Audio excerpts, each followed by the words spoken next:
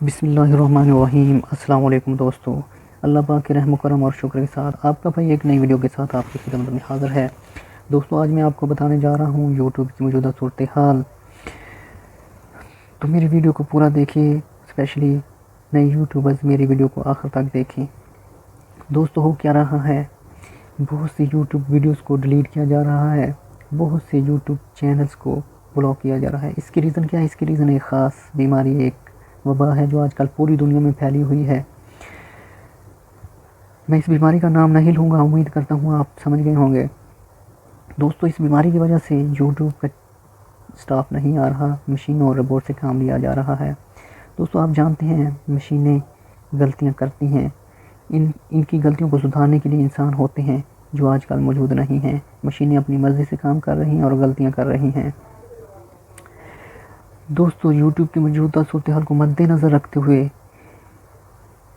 आपने किसी भी सेंसिटिव टॉपिक पे वीडियो नहीं बनानी।